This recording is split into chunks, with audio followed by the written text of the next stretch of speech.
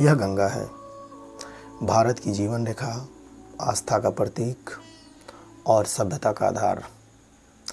हिमालय की बर्फीली चोटियों से निकलकर यह नदी 2500 किलोमीटर तक बहती है, करोड़ों लोगों को जीवन देती है। लेकिन आज यह पवित्र नदी संकट में है। प्रदूषण, उपेक्षा और आधुनिकीकरण की कीमत गंगा को चुकानी पड़ रही है। आइए हम गंगा की कहानी सुनें, उसका सांस्कृतिक महत्व, उसकी चुनौतियाँ और उसे बचाने की लड़ाई। हिंदू धर्म में गंगा सिर्फ एक नदी नहीं है, माँ है। इसे पापों को धोने वाली और मोक्ष की दाता माना जाता है। हरिद्वार से वाराणसी तक लाखों लोग रोज़ गंगा के घाटों पर आते हैं, पूजा करने, स्नान करने और अपनी आस्था को जीने।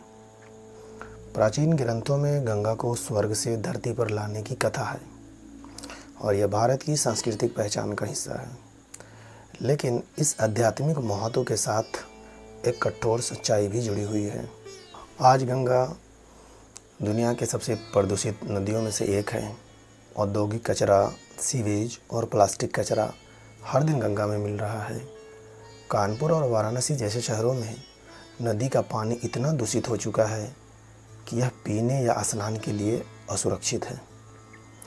एक अनुमान के मुताबिक हर दिन 1.15 अरब लीटर से अधिक अनुपचारित सीवेज गंगा में बहाया जाता है। इसके साथ ही जलवायु परिवर्तन ने हिमालयी ग्लेशियर्स को पिघलाया है, जिससे गंगा का प्रवाह खतरे में है। गंगा सिर्फ आस्था का प्रतीक नहीं है, बल्कि करोड़ों लोगों की आजीविका का आधार है। मछुआरे, किसान और नाविक इस नदी पर निर्भर हैं। लेकिन प्रदूषण ने इसकी ज़िंदगी को मुश्किल बना दिया है। मछलियाँ कम हो रही हैं और खेती के लिए पानी की गुणवत्ता बिगड़ रही है। गंगा के किनारे बसे लोग अब इस संकट का सामना कर रहे हैं। गंगा को बचाने की कोशिश भी जारी है। भारत सरकार की नमामि गंगे परियोजना ने नदी की सफाई और संरक्षण के लिए अरबों रुपये खर्च किए हैं।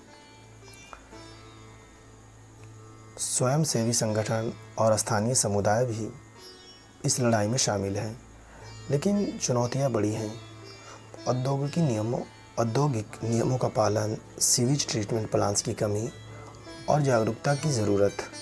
क्या ये प्रयास गंगा को उसका पुराना गौरव लौटा पाएंगे?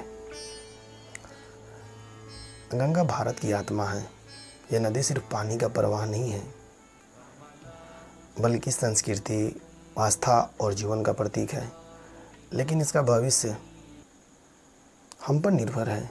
क्या हम इस पवित्र नदी को बचा पाएंगे या इसे सिर्फ किताबों में याद करेंगे? यह सवाल हर भारतीय से है।